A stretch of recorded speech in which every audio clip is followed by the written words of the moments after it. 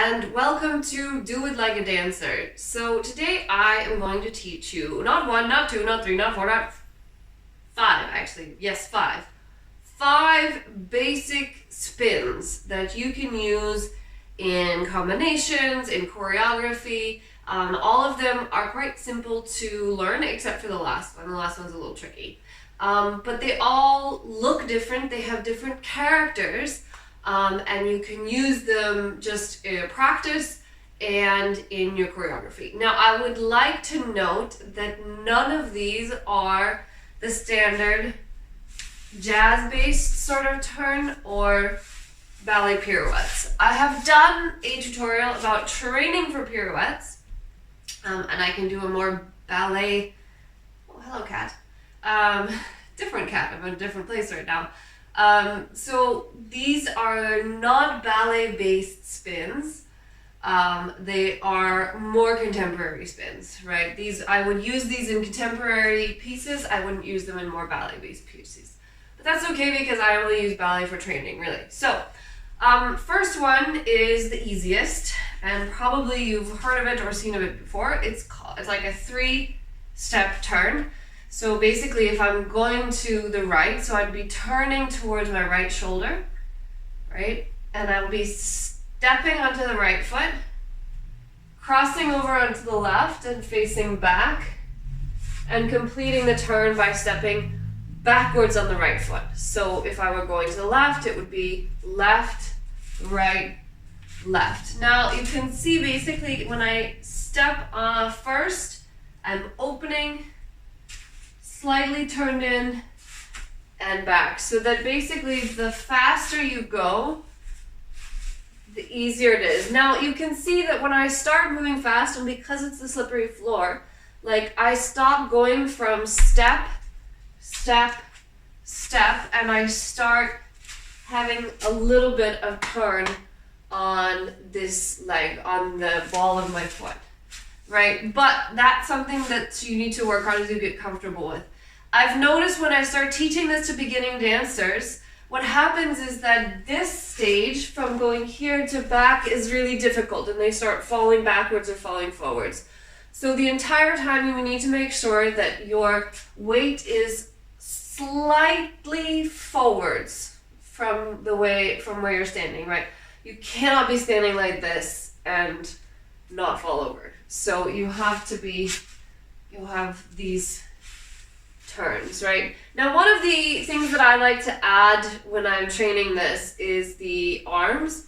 So basically, if you add a turn like this with one arm or the other, it's kind of fun and it helps you move. So basically, if you're traveling to the right and using your right arm, you go open, and then you can go back the other way like this. So if you're traveling to the right, it opens, goes around the back as you're going around the back, and opens as you're going out. So your arm is essentially mimicking what your legs are doing. It's going out and in.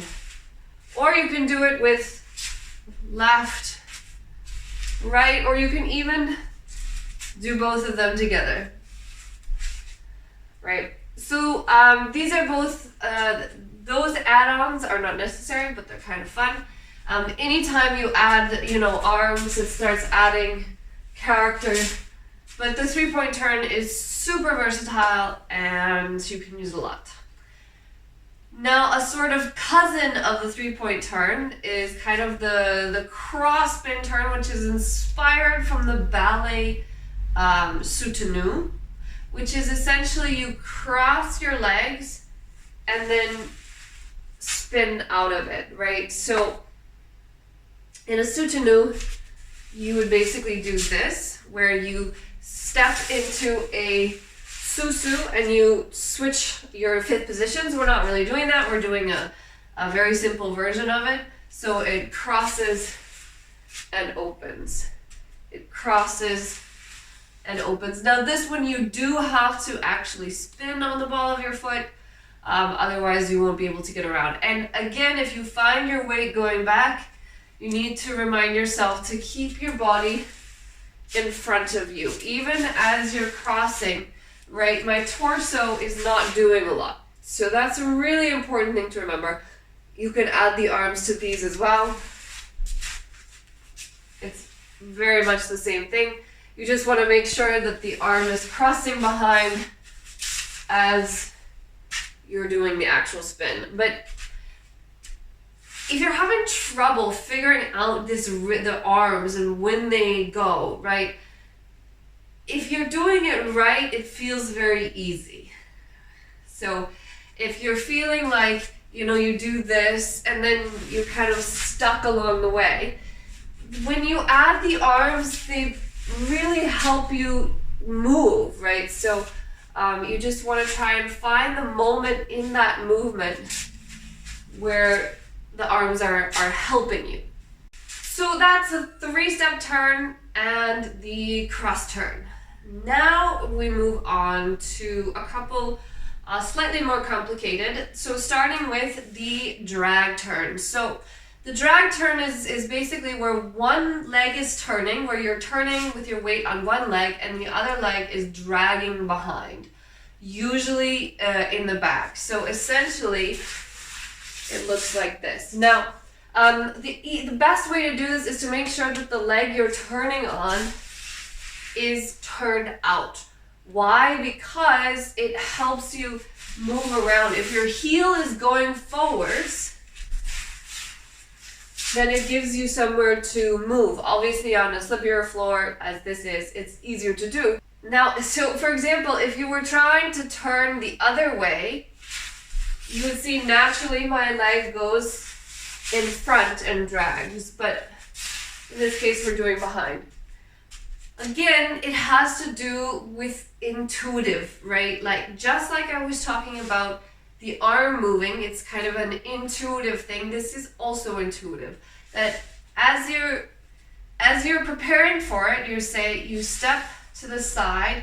I'm using my arm just because it's a little easier. You step to the side, you place your foot, and then as your arm and torso go, your other leg follows, right? Again, you want to make sure you're not going back. This is true for any spins you're doing. If you're falling backwards, it's the most common thing. You're falling to the side, you're falling to the front. That's telling where your weight is. If you're spinning on one leg, you need to be right on top of that and slightly to the front. Because, again, as you can see from the side, if my weight is back, then that's where my spin is going to go. So, the drag turn, like this. Again, it's really nice to do with the arm. It's not necessary. Again, related to the drag turn is a 2-foot turn, except your weight is on one of your legs and the other one is just coming along for the ride. So it's very similar to the drag turn. The drag turn, my left leg is obviously behind me, and this is a slightly turned out position, and there's no weight on this toe, right? Now for this, I'm bringing it with me, but nonetheless, there's no actual weight on it. Like if I'm going the other way, there's no actual weight on it. The weight is on my left leg, and the right is just coming along. It's just grazing along the floor. So to train it, again, you can do the same thing. I like to do a ballet preparation with my arms because that's my training, but again, you can do it otherwise. You just need to make sure that you're bringing your shoulders and your torso with you. So as you step, yeah. Now this is a single turn. You can do doubles on any of them. You just want to make sure that you're in control, right? If you do a double, then you have to keep your weight where it is. Now you'll notice that these two, the drag turn and the 2-foot turn, I'm doing them with bent legs, right? The drag turn with a bent leg and the 2-foot turn with a bent leg. Again, I find the 2-foot turns easier to do with bent legs, but you can try them on releve. The drag turn is a little bit trickier on releve Again, the 2-step turn would look a little bit strange. You can do it with straight legs, however. And if you're thinking about the 3-step turn, it works really well on a releve as well as the cross turn. The cross turn works great on a releve. But again, those are all steps of levels of difficulty, and you have to sort out your balance before they work. So these are 4. Now the last one is the most complicated, but I want to add it here because it's fun to do and it's a nice add to the choreography, and you can find it, all of these, in a spinning combination that I just released recently. I don't know when exactly I'm going to put these out, so I'll say recently as opposed to like last week or 2 weeks ago. Anyway, so it's in this spinning combination, and so it starts from a second position, and you really have to sort of figure out which direction you're going. So I am calling this right because I'm going to be moving on my right foot, I think. So as your arm is going to go up and over, and it's going to push, basically you can add this extra, you don't have to, but I like it. Where you go up and over, and as you come around, you're going to push and cross your legs. Now, what happened to your legs? Let me just do that. Where basically what I did is I moved my weight onto my right leg, and I turned my whole body around, dragging the right foot, and now I'm in this super weird crossed position, right?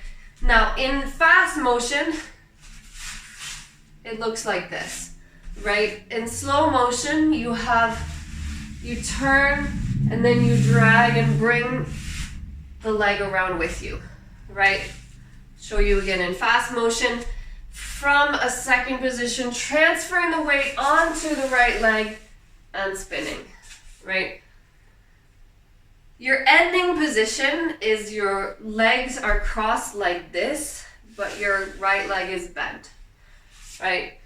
And it's fun to do this in such a way where you can basically push and overbalance, and it takes you into some new movement. And it's kind of a fun transition to use. Of course, you have to learn it to the left as well. So it would be with your left arm, you would circle around, and this is your right leg dragging instead of your left. So you transfer onto the left leg, you turn, spin, bring it around, and come across, right? So even if you don't add the arms and you don't add this second preparation, you can just add this cross spin. It's like a drag turn, but you haven't actually kept the leg going. You've just left it behind you. And then the force of the turn literally pushes it across. So these are the 5 different turns. You have the 3-step, you have the cross spin, you have the drag turn, the 2-footed turn, and the second position twisty turn. If there's a technical title for it, I don't know what it is. So these are 5 basic spins that you can practice, you can perfect, and you can find different variations in terms of straight legs, bent legs, releve, different ways of using your arms, and you can put these into class exercises, you can put them into choreography, and they're all, they can look really super interesting and professional if you practice them well. And I can assure you that if you go to see a dance performance, a contemporary dance performance, you will see variations of all of these, even the professionals doing them. So that's that. I hope you enjoyed. Let me know if you have any questions. If there are other spins or more detailed sort of explanations you would like, do let me know in the comments. But in the meantime, make sure that you like, that you share, and that you subscribe and click the bell icon. This is how this channel continues, on the support of viewers like you. If you would like to know more about my work or support me on Patreon, getting all sorts of exclusive content and access to things, it is Gillian Rhodes. The website is GillianRhodes.com, and the Patreon is patreon.com/GillianRhodes. Thank you so much for being here, and I will see you next time.